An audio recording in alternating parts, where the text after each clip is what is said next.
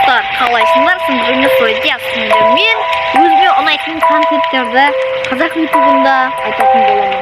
Және көптеген ютуберлерді айтамын. Басқа да кімнің контенттері ұнайды, кімнің контенттері онша ұнамайды деген сияқты. Және неге ютуберлердің бәрі Roblox'та түсіп кеткені туралы білетін боламыз. Оның бәрін мен ChatGPT-ден сұраймын. Себебі мен оны білмеймін, достар. Әрине маған да қызық, неге ютуберлер Roblox'a қатты бейімделіп кетті қазіргі таңда. Кішкене музыкасын айтайын, достар. Короче, достар, бізде мен дейтін анимацияны қатты ұнатамын, яғни сүйіп көретін видеолардың бірі ол анимация. Анимация дегеніміз суретті қозғалтып кәдімгі не сияқты, оны жасау өте қиын. Көптеген приложениелер бар, компьютермен де жасауға болады, телефонмен де жасауға болады. Компьютермен кішкене сәл оңайлау болса, телефонмен оны жасау қиын. Әсіресе монтаждау капкутпен ол өте көп уақыт алады. Сондықтан анимациялық видеолар көптеген контенттерді төменде емес, жоғарыда тұрады деп ойлаймын. Екінші контент ол Майнкрафт видеолар. Яғни Майнкрафт видеолар дегенде ол ауылдың өмірі деген сияқты контент болса, онда ол маған Айшоқтың Дейлінің керемет видеолары маған вайпты сезіндіреді. Ал басқаша былай Майнкрафт әшейін выживание болса, онда ол Нұрлан Қаламов, тағы да ютубер бар еді, достар. Нұрлан Қаламов маған көп вайпты береді. Және келесінші, үшінші нәрсе, ол анимацияның, бағанағы айтқан анимацияға көп уақыт кетеді. Мысалы, сіз бір анимацияны жасасаңыз, оның суретін салып отыру, ол біраз уақыт алады. Ал оның уақыты болмаса, оны амал жоқтан жасайды. Яғни бір кезде сабағы болып қалуы мүмкін, немесе үйдің жұмысымен шығып, видеоларды түсірмей кететін анимациялардың себебі сол деп ойлаймын. Аниматорлардың себебі. Қазақстанда көптеген аниматорлар қазір шығып жатыр демей ақ қойын, енді шығып қойған шығар. Мен өзім жақсы көретін аниматорлардың топтамаларын сіздерге айтайын. Олар Бейнетамин, яғни бұрынғы бізде кім еді, достар, атын ұмытып қалдым. Нуранет, яғни қазір оның аты Бейнетамин, және видеоларды сапасын өте керемет қылып баяғыдан да. Келесі ол, яғни Аю деген жаңадан келген, жаңадан емес негізі, достар. Оның бұрынғы атын ұмытып қалдым просто. Содан, достар, сол аниматор жақсы болса да өте керемет аниматорлар жасайды. Біреуі де өте керемет сапалы деңгейде. Жарайды, тағы да айтатын ютуберлер ол Қалам.ком, барлық аниматорлар маған ұнайды. Бәрі ұнайды. Әсіресе маған Нұрасылдың приколдары көбінесе өтіп кетеді деп қоясың. Ал, достар, қазір қай аниматор бізде, яғни аниматорлықты тастап кеткен аниматорларды айтамын. Олар бізде Қалам.ком, басқа қандай аниматор бар, комментке жазып кет. Және саған қай сапа қаттырақ ұнайды, яғни қандай видеолар өзіңе қызықты. Қосын аниматор болып кетті ғой. Бағанағы Майнкрафт туралы, мысалы, Майнкрафттан бір картадан прохождение түсіретін адам болса, ол тоже неге Нұрлан Қаламның вайбын беретін секілді. Және келесі нәрсе маған ұнайтын видеолардың бірі ол әрине шын өмірдегі влогтар.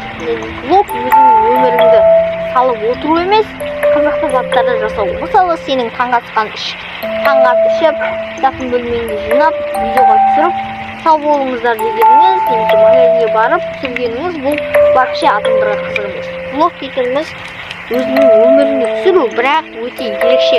Мысалы, сен азанда тұрып, мысалы, влог түсіретін болсаң, бір қиын нәрсені жасау керексің. Адамдарды қызықтыру үшін қызықты нәрселерді жасап, таңғалдыратын адамдардың бірі ол маған қай ютубер деп ойлайсыздар. Дәл қазір комментке жазыңыздар, мен оның атын ұмытып қалдым. Қайде маған ондай вайп берген ютуберді бірақ көрген жоқпын. Бірақ мен көбінесе оған айтатын ютубердің бірі Ноникизет деп ойлаймын. Жоқ, Аликизет, Ноникизет екеуі бір секілді, сол деп ойлаймын. Ал, достар, келесі нәрсе, яғни блогтан бөлек тағы маған ұнайтын контент ол әртүрлі заттарды түсіретін адамдардың каналы маған ұнамайды. Себебі олар бәрін араластырып шортсы да салып, мен түсінемін, бірақ мен Майнкрафт туралы шорттарды білмесеңіздер, анда-санда Роналдоны салып қоятын бар. Иә.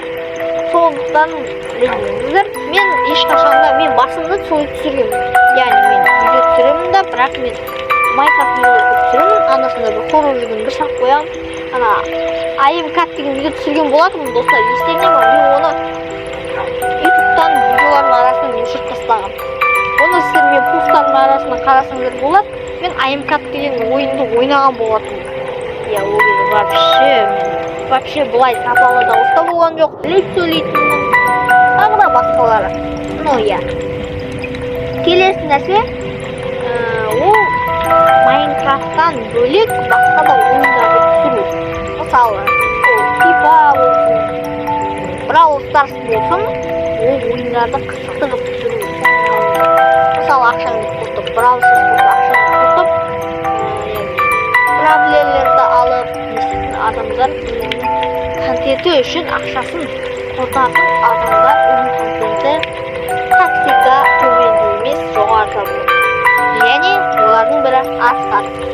Ал FIFA-да маған бәрі көп ютуберлер бәрі өздерінің ақшаларын қосып, пактарды ашып, солай жасайды.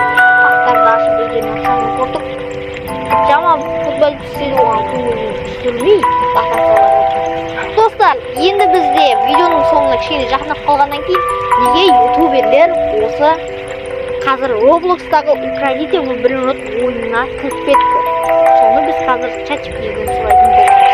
Приватный сервер ашып, ақшаны қосып, жасайтын ютуберлердің бірі Roblox-тағы ойын күзет, Досымжан, тағы не бар достар? Ну ладно, достар.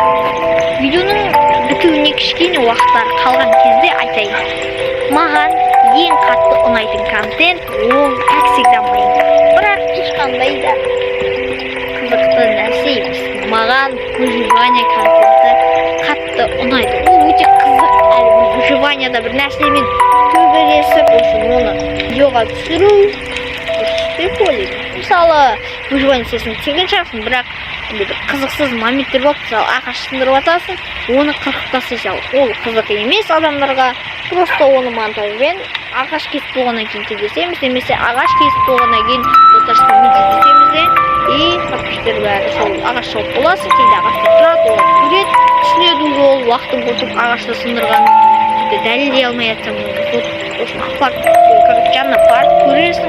Міне достар, мен ағаштарын бәрін шаптым, сіздер көріп тұрғандарыңыздай деп айтасыңдар, және бостармен төбелескенде қызық қылып төбелесің. Мысалы, өтірік барып креативке қосып алып, оны кел жазып, ойнаған ешқандай неге керек емес. Короче айтқанда, барлық ойынды, барлық контентті түсірудің өзі бір уақыт және көп еңбек әкеледі.